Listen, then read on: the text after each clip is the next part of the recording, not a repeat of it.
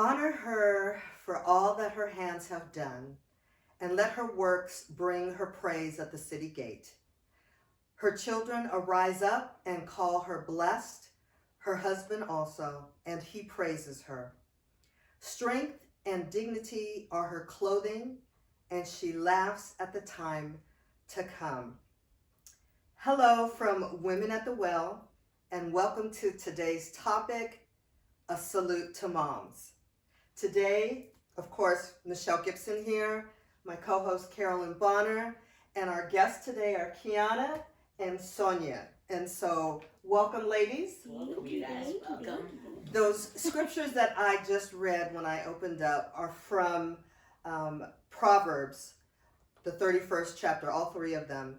And today we just want to honor moms and talk about moms, because motherhood is a profoundly challenging and important life role that dwarfs all others. Being a great mom is a spectacularly difficult achievement. Being a really good mom is just slightly less difficult.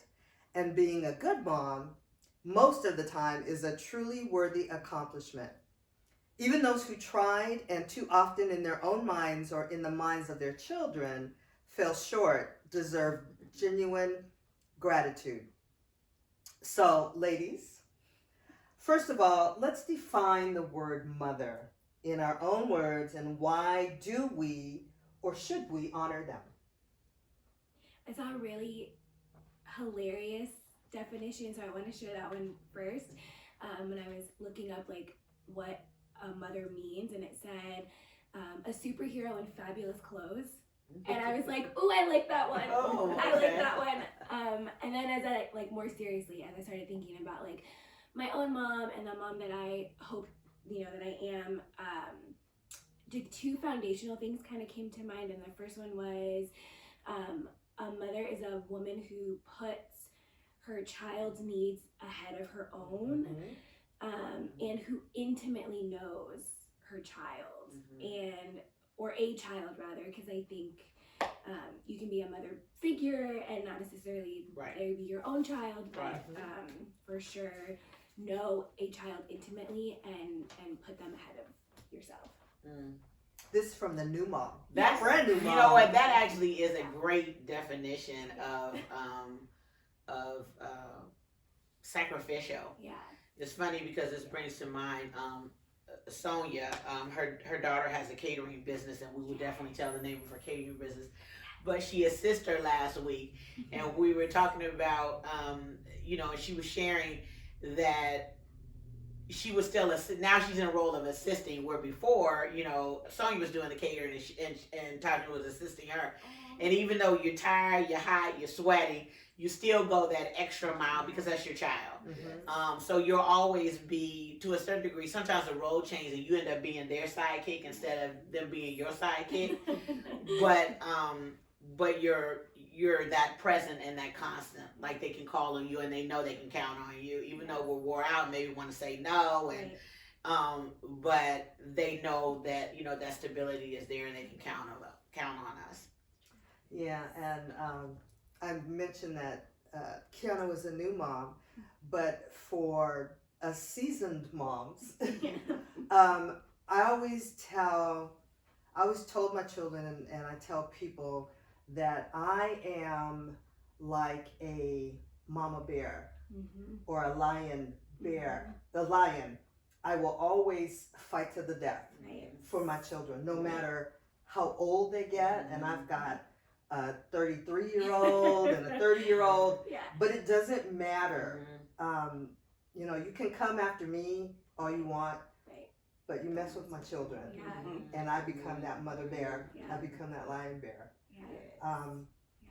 And it's just something that I think is just innate in all of us, right? We will do anything for our children and to protect our children. I was having a conversation with my mom about that mama bear feeling, and I was like, I feel crazy.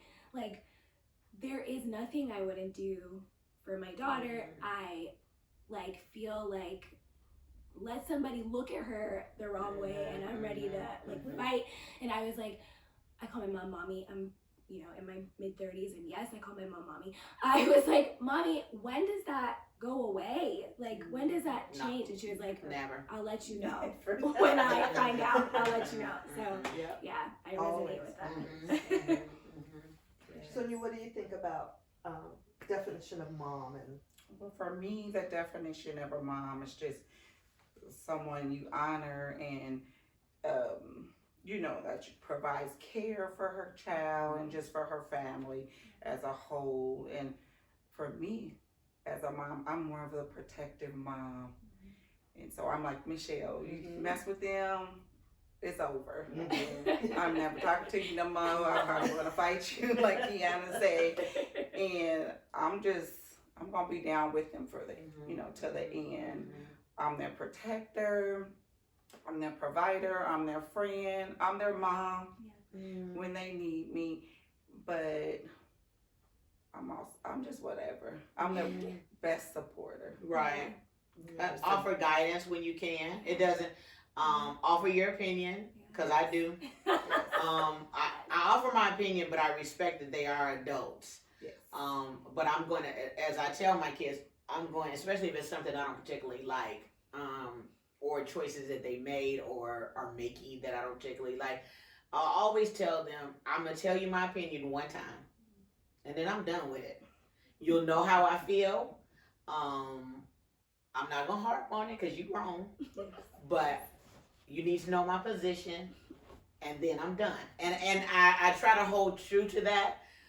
They pretty much know what I'm going to say prior to saying it, but I said I'm going to get it out here because it's my responsibility as your mom to say this to you, and then you on your own. I said, but I'll be here when stuff starts going south. I'm definitely going to be here. I'm going to be that constant.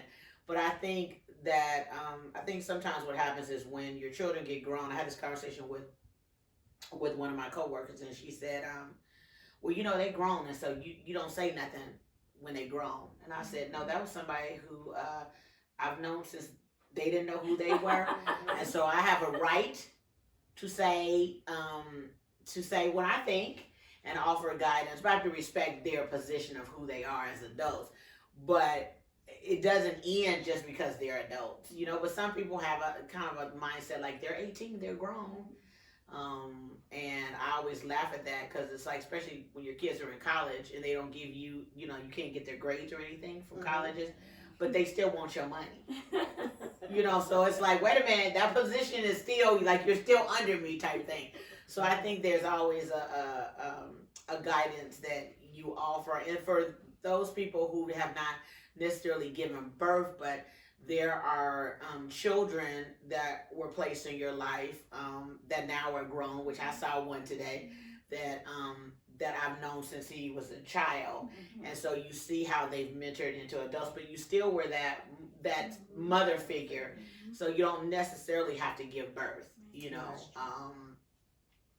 there are some awesome people who have poured into me that didn't birth me, but I still hold to, even at my age now, I hold to things that they taught me, things that I learned from them, that they went into the role of a second mom for me. I have mother figures, even to this day, that I still look to for guidance, and just a sounding board, if you will. Right. And so I think that women who don't give birth, godmothers and even aunts and sisters, and just women who you are close to, some women in the church, all can play a role in that mothering. Right. And I really like that in my life. I always say, it takes a village to raise a child, and you need all of the different mother types and even father types to help. It just, I don't know, I just need all of that in my life. Well, and sometimes they'll bring other perspectives, first of all, I lost my mom in my 30s, and so I had other women to pour into me and give me that information that my mother was no longer present. So other women of churches, women are probably, I don't want to say the names, but people just popping in my head as I'm saying this, of who poured, information into me and helped me. And even with my mother-in-law, because she knew my mother wasn't, she wasn't here, and then she would just check on me. Sometimes it's not so much of everything that we say, and it doesn't have to be eloquent or fancy. It could just be, I'm thinking about you today. I'm praying for you. How you doing today? Sometimes it's those little things that they come at the right time for that person. And I think we kind of get caught on, we have to do these major things when we don't. We can do a text message and just say, I'm thinking of you today, or I love you, or whatever it is. And at that moment, it was like right on time. But when those come to us, typically, and especially those of us who are Christians, I won't even say typical, I'll say, when he gives it to us, when that pop in your head happens, that's him. That isn't you. That isn't, it's him saying, I need you to pour. I need you to, and it's a way of ministering. I need you to, she needs that at that moment, or he needs that at that moment. And all that is part of mothering. So I think we kind of get caught up in the word of mother, and obviously we're going to honor mother, but we can mother in so many different ways. Absolutely. I think it's too about like geographically, right? I don't live in the state that I grew up in. So my mom in California is you. So when my kid's crying at 2 a.m. and I don't know what to do, it's, God knows what time in Virginia. So I'm on the phone with my mother-in-law, like, tell me, what do I do? How do I, and then similarly in my hometown, my best friend's mom is another major mother figure for me, in addition to my own mom. So I totally agree. I think it also has to do with where you are physically, where you are. Right. But we're placed for purpose. Yes. Nothing is haphazard, nothing just, it just kind of happened. No. You're placed for a purpose. And I think one of our conversations last time was about recognizing when he puts you somewhere, what you're supposed to do with that. And we oftentimes miss it. Well, we could have been in a position to mother, and it could be as simple as mothering somebody in a grocery store. Maybe the baby is, she's trying to get something, in the shelf, and the baby is crying, and just enough, because I know people are kind of strange about the baby, and I don't get close to them. I kind of talk from afar, like, how are you? And then they'll kind of get their attention where she's getting something off of a shelf with it. Because one woman told me, just thank you, because she was losing it up in here, So thank you for talking to her. So it's those things that are ways of mothering, it's those things as well. Yeah. I think you kind of feel it too, because just you can feel the presence of that other mother, mother to mothers, that you can go up to them. Like you said, you stand from afar, but I had an experience where I'm like, give me this baby. Oh, okay. And because she was crying, and I'm like, I'm a mom, and I felt that that mother needed help. And as a mom, you want to help other mothers, or we should help other mothers.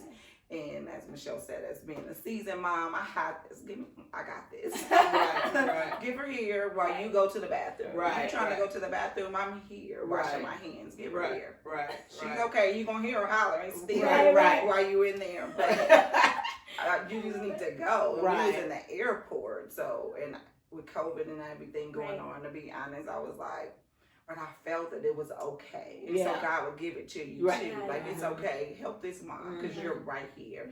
And I would have felt bad if I left out. And seen her struggling. So we have to step in as a mom, not just to our own kids, but to strangers. Yes. That we might not even know. That's very true. And she was like, oh, thank you. I just had to use the bathroom. We're trying to get to this gate. And I'm like, no problem. Right. We have to help each other. We do. We're not an island. No. We're not an island. Yeah. So let's turn this a little bit, the conversation. And one of the questions that I thought about, because we all go through challenges and burdens every now and then, and so one of the questions I had was, what are there burdensome or challenging times when a mother is forced to make hard decisions for their child. I'll go. For me, most of my time that was challenging for me, and I'm just going to be completely transparent, is being a single mom. So I'm in the single mom season, most of my raising my kids. And sometimes it was challenging, embarrassing, maybe prideful, but you have to put that, to make those hard decisions of like, do I pay this bill? Not rent, not, but ones you can call and be like, okay, can I pay you in 2 weeks when I get paid? Or I'm going to pay you at such and such date, but I'm going to have to go buy groceries. I got to feed these kids, not worried about myself, but I'm going to feed these kids as a single mother. And so I did like some challenging decisions that I had to make as a single mom. It's like, okay, that bill can get paid later. I got to go to the grocery store to feed my kids. And before, as a young mom, because I had all three of mine before I was like at 29. And so it was like, I had my mom, but it was more like, no, I don't need to call my mom and dad for everything. I need to make this decision because these is my kids. So I was like, I'll pay the PG&E later. Or the water is not going to get turned off because I'll never not pay it. But I got to feed my kids. So that was hard and challenging for me because I was always the type like, I got this, I got it. But sometimes you don't have it and you have to really admit that I'm going through it. So that sacrifice. And it's okay. It's a sacrifice. And it's okay. And it's okay, I'm learning as an adult, even though I don't have the kids, but what I should have done was reach out to other people, to my friends, or don't just sit in alone. So I'm just here as a single parent, telling other single parents, whoever watches this, that it's okay, reach out. Reach out to your church members, your sisters, the mothers, the elders, your friends, your mom, or that's like you don't have it. Yeah, it's that village mentality. Whatever it is that you need help with. Sometimes it is difficult to ask for help.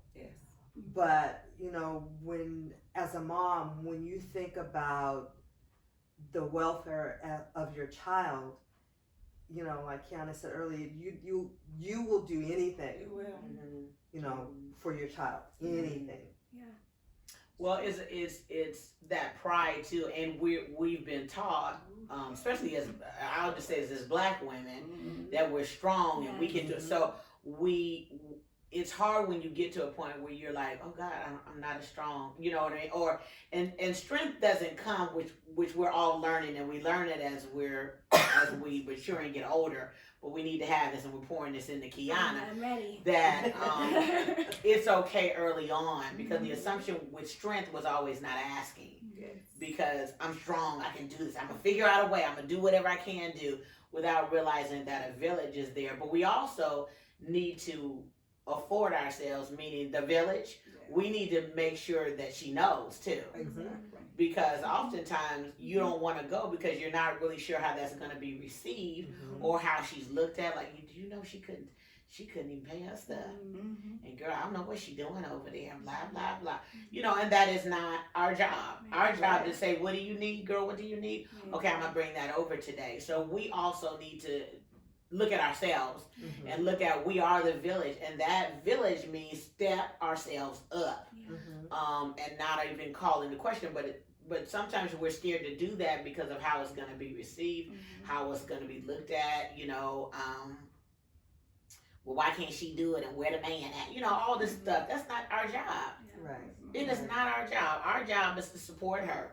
So I'm so glad you shared that, because I think we miss that a lot in looking at what the problem is instead of just offering solutions, and then physically offer solutions, and also praying for her, because for her to even ask or have to be in a position to ask, what is that doing to her? How does she feel about herself? So there's a lot of things going on with that we can do a better job, and we need to step up and do. Exactly, do a because you better don't job. have to be alone. No, you don't. You don't have to be alone, and that's why we kind of like just keep it and to be alone Right. and suffer in that. Right. But that suffering bring other stuff. It It- can bring it's- sickness. It Right. can bring a lot of other different Exactly. stuff. Or just that shying away from not doing it. When you do have this big village that's willing to help. Exactly. If we just ask. Right. So, But that was also, my I think thing. understanding our position, Kiana's my daughter-in-law, and we have a new little person, but I have to recognize too that she's a new mom, and I let me know if I try to avail myself Yes. and give my suggestions, but I have to recognize that she's gonna learn too. Yes. So I want to be present, and I want to be available, but I don't want to be too much. So it's that fine line, because when the baby first came home, we were like over there every day. And then at herself, how she said it was, well, Mama Carolyn, we're going to give you Papa Bonner a day. So that was to let me know, okay, y'all can't come over every day. I love you, but I can't come over there. So it's learning how to balance that and respect that you're growing and you're learning as a mom, and I'm just supposed to support that and let you know I'm available. Anytime you want her to come, I'm right here. I know it. But recognize I may just have my day and be okay with my day. Not that, my daughter-in-law funny with that baby. Nah, she is. She don't want, and we do that kind of thing. We really do, but don't understand that she's learning to be a mom. And so there's certain things she wants to do first, and then as she gets comfortable, the time eases. Me and Kenneth laugh. I'm gonna share this. Me and Kenneth were laughing. I think we first kept the baby. We kept her baby about an hour, hour and 15 minutes. Kiana even called, everything okay? I said, everything's fine. I didn't tell her, like, why you calling here? Right. You married to my son. You see he lives? But I didn't do that. I said, she's not. And so as she got comfortable, the time stretches longer and longer and longer. Now I called them the other day. You and said, did? Excuse me, your Where daughter's are here you? at 10 o'clock at night. So it's just availing ourselves. Yes. And that's what we need to do and support, and not necessarily take over. Yes. Right. Yes. Right. You're doing a great job. Thank you. Yes. We love Appreciate that. CCM Papa so Thank much. you. Thank you. Yes. I think too, for first time moms, I think like it's okay not to have all the answers. I think I definitely got stuck in like the Google everything, research everything. This is what this person says. The AAP says this is how you do it, and and like my own mom, my incredible mother-in-law would be like, if you don't put that Books computer down. down, yes, if you don't put that down, like stop it, and learn your child like as an individual and not as some statistic or like this is what this professional organization says, because I was down the rabbit hole. And so I think too, like recognizing that the answers that you're looking for will come like as you are mothering it's an on-the-job training, and that's definitely something I had to learn, and that the best advice you'll ever receive is going to come from the people who love you the most and raised you or have raised the person that you love the most. To have your child as that best interest. Yes. Right. Yes. Exactly. Yes. Exactly. Totally. And that might come And from yourself, an auntie. too. And yourself too, yeah. Yes. Auntie, cousin. Yes. We don't have as many, but mothers from the church. People who just want to help you. Yes. So they're coming from a place of help. Right. Yeah. Yeah. Totally. Any other comments before I go on? No? No. Okay. Because I thought it would be nice, since we are saluting moms, to play a little game, so to speak. Okay. When I think about my mother, because I lost my mother about 14 years ago, but I remember her with fondness and sadness and a little regret that that she passed away too early, and that I didn't get a chance to truly appreciate her while she was still living. But I do reflect on the type of mother that she was, and I'm just grateful and thankful for who she was. And so let's take a look at types of mothers and see what type of mother did you have, or what type of mother are you, and then if we can think of some other types of mothers that I don't have on my list. So the first type is, and I got this from the internet, but I thought it was really, really fun and funny. So, because there are different types of moms. Yeah. So the first type is called the fancy mom. She's in high heels, her makeup looks perfect, and you really want to know where she bought her clothes, and you envy the fact that she can run after her kids in a dress and still manage to look like a gazillion bucks. That's the fancy mom. And I have a confession. My mother, not me, but my mother was a fancy mom. In that I remember so well, we would go to the mall or to a store. My mother did not step foot out of the house without heels and a dress and makeup. And I was like, we're going to the store. She would not step out of the house. And when I was in her house, I could not go in like a pair of sweats or some jeans. Oh no, where are you going? You're not going with me. But that was my mom. That was a fancy mom. And I, while I don't do all of that, I will make sure, because my mother always used to say, make sure you have clean underwear on and that nothing is torn, because you never know what's going to happen to you. Right. And so if you fall out somewhere, at least you know. Which is the strangest premise, because if you get in a car accident or something, they're gonna take it off. Anyway, I had the same. My mother had the same conversation. But she was like, if they rip it off, at least your underwear is clean. Yes. This is all, it's not torn up. Right. So that was the fancy mom. Okay, then I had that mom too. Okay. My mother would. I don't think my dad ever saw my mother in hair, because this is before the whole perm thing, this pressing curl. And so when she would wake up, she would immediately start taking her rollers out, because my mother's hair was like here, she wore it like kind of curl right here. She would take the curlers out before my dad could see her, and she put them on when it was dark in the room.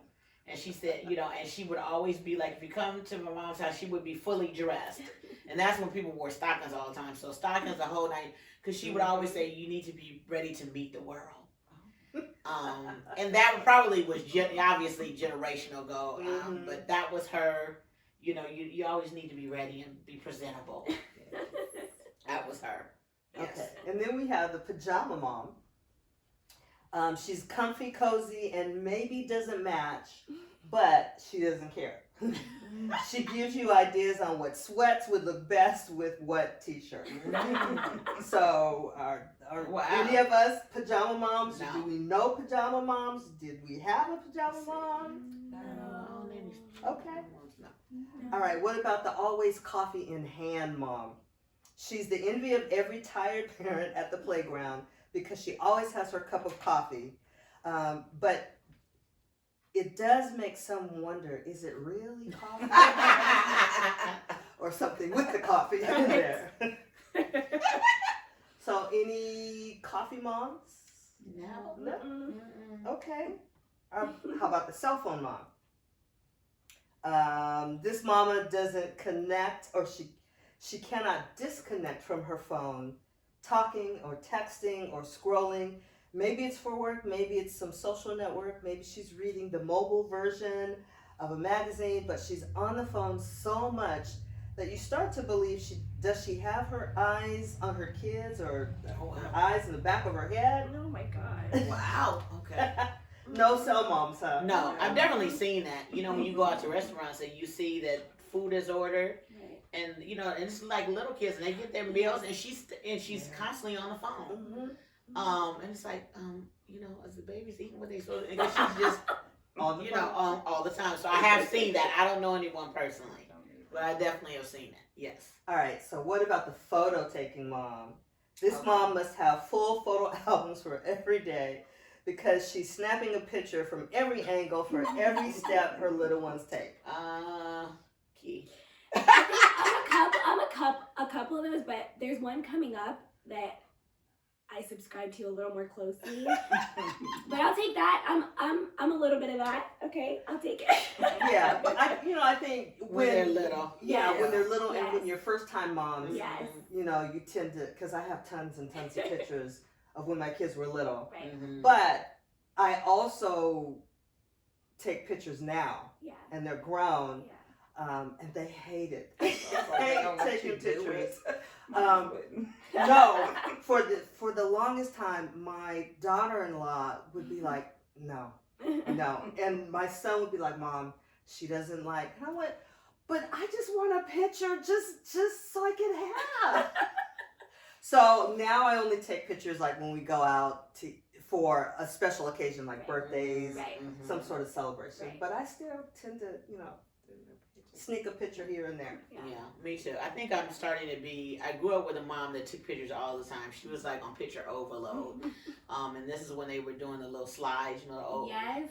So she took. So I didn't do a lot when the kids were little. I did a lot of pictures. Then I went through a period of not doing like. Now, as I'm getting older, I'm trying to take a lot of pictures. Yes. And I don't know if it's just for memories or what. But I'm like Michelle now that But my crew likes pictures. We do. Yeah. So it's not really an issue. I'll say pictures and everybody. We're ready. Yeah. So We're so I don't have that argument. Okay. Yeah, but I'm definitely taking more pictures. All right. So these next two are kind of hand in hand. One is the, oh my gosh, where are my kids, Mom? Let's just say this mom isn't paying a whole lot of attention to her kids. The other one is the hovering mom. And let's just say this mom is the definition of a helicopter parent, not letting her child take one step without being right next to her. That's So- the one I feel like I subscribe to a little more closely because I'm just like, right now we're about to crawl specifically, so I'm just like, I want to be here when it happens. I want to see when it happens. She's pulling up on everything. She wants to stand for everything. So I'm super like over her, Just hovering. hovering over her. I'm sure it gets on everybody's nerves, but I'm definitely like, if she's over here, I'm like, let me just check and make sure, she's okay. So I think I was a hovering mom, especially when they were little, or even not even just little, but even the teen years. If they were going to a party, it's like, well, who is it, and whose house is that, and do I know them, and where is it, and how many kids are going, and what, it was never like it's a party. See your mom. No. I needed details, and I needed sleepovers. That's nothing. I didn't play that. Just whose house is that? I don't know them. Like I was very much not a free, not a free, you can just do your own thing, mom. No, not at all. And it's funny because I remember having sleepovers and parents being so happy that their child was sleeping over that people would just come. People didn't know if my house was clean, dirty, anything. They would just drop them off and keep going. And a lot of them from the car, not come in the, come up in the water, nothing. So I definitely would say I was hovering because I knew what was going on and I knew what was happening, especially when they were minors. I didn't just let them just kind of do your own thing. No, absolutely not. I was a hovering mom, but not to that extent. If they went somewhere, I had to know who and, where they lived and what they were going to do. But then that was kind of it. But most of the time, I didn't let them go anywhere, especially for sleepovers, unless I knew the parent. Yeah, Of course. exactly. If it was like a school friends, if I didn't know them personally, then no, you couldn't go. Yeah. And I remember it was funny. I had to put my child in daycare because I had to work. And I remember when my daughter was born, my mother came out and I was getting ready to put her in daycare. And my mother went, she's like, okay, who's this person? Okay, we're going to go to the daycare. Yeah. My mother inspected that because That was me. she did daycare out of her home. Yeah. Even though she was licensed, my mother inspected that house from top to bottom. How do you clean? How often? What do you use? She was just Yeah. you know. Yeah. And I wasn't like that, but I'm grateful that she was. Yes. You know, and when she was satisfied Yes. that, okay, you can leave my granddaughter here, Mhm. then it was okay. Yeah. Yeah. So I was a little bit of a hovering mom, but my mother really was a hovering mom. I had a hovering mom too, and I think also because I'm a girl, it's a little bit more hovering. So in the reference of like sleepovers or like, oh, I want to go hang out with this person, not only would my mom need to know like who it is, where they lived, she would call their parents, and then she would say who else's friends of yours are going, and Wow. talk to my parents' That would friends. And be like, okay, you're comfortable with them going, and I know you, so I'm comfortable to, you know, like I need to know who it is that you're gonna be around, because you're not just going to go. Yeah, no. That was totally me. That was me too. I was more of a hovering mom, and probably still is, even though I have 3 young adults. I didn't let them go. If they did go, I took them. And I had to know who they were, but most of the time I just made the party at my house, so I'll know who was all coming over. So I was like, oh yeah, they can come over. Spending the night? No. Right. Nobody spent the night nowhere with my kids. I finally let Tajma spend the night at with Dejanay, but not often. Dejanay was at my house, and Kamari nobody's house. Kiani no one's house. Maybe Emma's, but no, absolutely not. But yeah, but as adults, I'm young adults because I'm still hovering and I'm still that worried mom. And even though 2 of them stay in their own house, I'm still like, what's going on over there? Who is over there? And so I'm learning to let go. I'm learning to let go and trust that what I put in them, Yeah. that they make good decisions. Right. Yeah. And I'm learning how to set boundaries for myself, not for them, just for myself. Because I not too long ago, it's been a year that I let my middle daughter, she stays on her own. And I still call it my house because I gave it to her, it's still mine. And I'm like, you just can't go over there. When she took my key, I was like, but that's my key, Kiani. She was like, that's not your key no more. So, yeah, I'm learning It's how laying the foundation, like she was saying. It's our job to lay the foundation. Yes. You know, the scripture also talks about as it relates to the word and Christ that you know, when they're old they won't. What is the scripture? Train up a child. Yeah. And when they're old they won't depart. Which means they can kind of go south a little bit and go over here and try some things, but they'll circle back. And so that's the role as being that mom is setting the foundation and trusting, believe that you set it so firmly that it will stand. No matter what, it'll stand. It'll stand. And then sometimes I have to sit back and was like, you did a good job. But I see it, but they're still my baby. Oh, yes. Yeah. Oh, yeah. So I totally understand. I totally get it. Yeah. My oldest is married with a wife, and I still have to talk myself down on some things like, you know what, that's their life. That's their thing, Carolyn. Let it go. You know. So I think that's very normal. This is hard. Yeah. Just to let them learn, and I'm trying to let them learn from their own mistakes. Because, like I told my son, he's still with me, which I was trying to leave him to with his sister, but he came along. But he's still with me, and I'm like, Lord help me. I'm trying to get him. He's not like the girls. So I'm trying to get him to be his own person. And I'm like, I might not be here tomorrow. I don't know. You know, I want you to. So I'm still hovering, and then I have to step back and say, don't fill out that paperwork. Let him do it. He has to learn how to do it. So it's kind of hard for me right now. So just pray for me that I want to let go and live my life as a mother. Right. To see. Yeah. And you will when he's ready, he will remind you, because that's what my daughter did.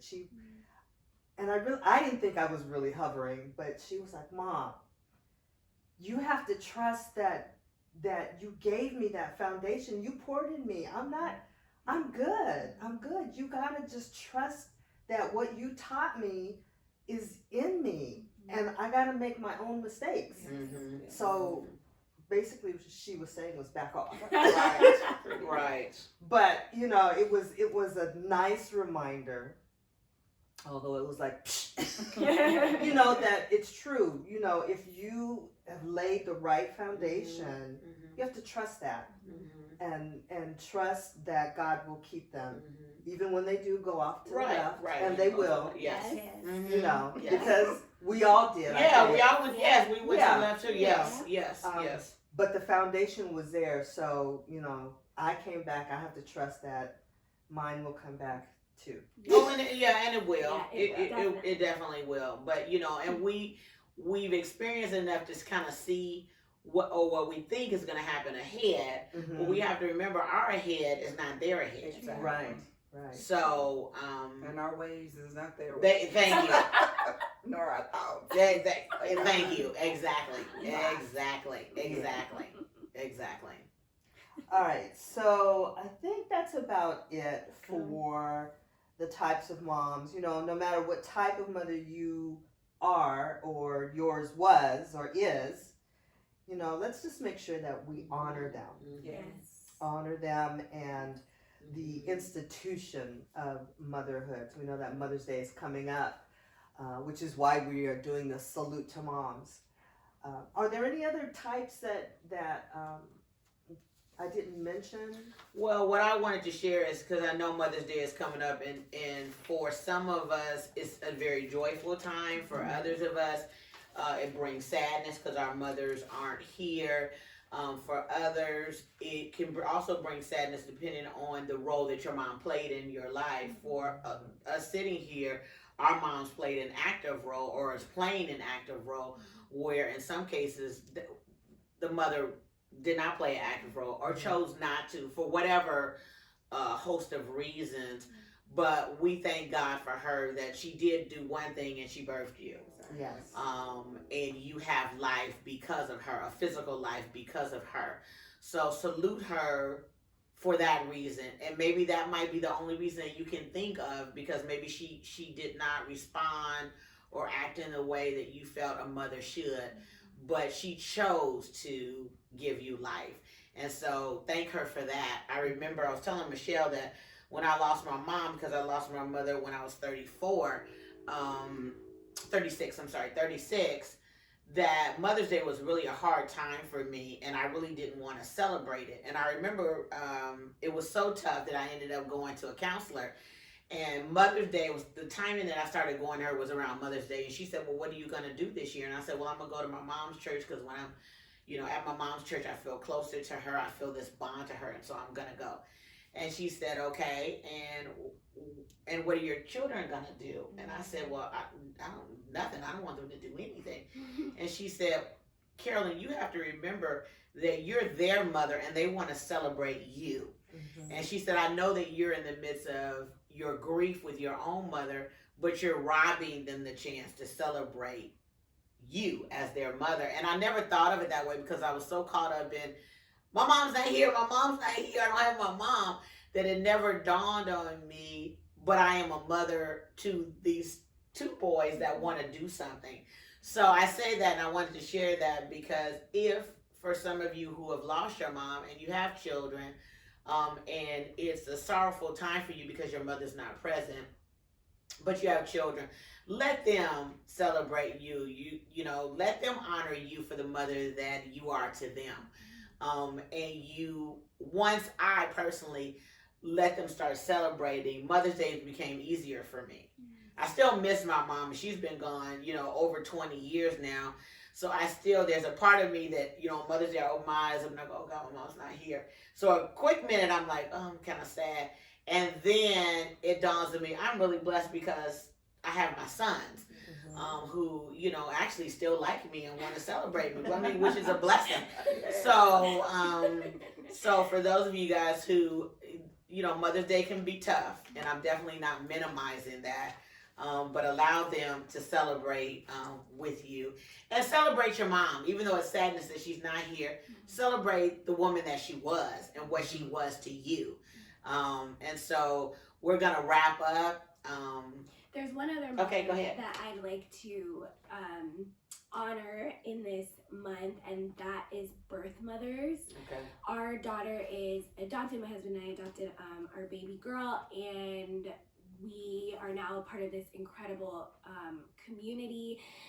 So being part of that community also means bringing awareness and highlighting birth mothers. And so without our birth mother, we would not have the greatest gift of our life. I'm going to start crying. So I just want to say that birth mothers are honored in this month as well. Amen. Amen. That's beautiful. Amen. That's a Yeah, beautiful note to beautiful. end on. Yes. So we thank you so much for joining us. We salute mothers, all mothers, and mothering, as we stated before, could be in so many different ways. We salute you all. We honor you for the parts that you have played in developing people that are us now, people that are little people that are going to grow up to be adult people. So we salute you. We appreciate you. As we've stated before, and we use passages of scripture throughout that, and we always want to extend an invitation to Christ to you, that he welcomes you in open arms. He welcomes mothers, mothers to be, mothers that are going to be, aunties, whatever you are. He welcomes you to join him and accept him, and where you can find rest and comfort and guidance. So we thank you so much. We thank everybody who's joined us today. We've had an awesome discussion. God bless you, and we will see you next time. Thank you so much. Amen. Bye-bye.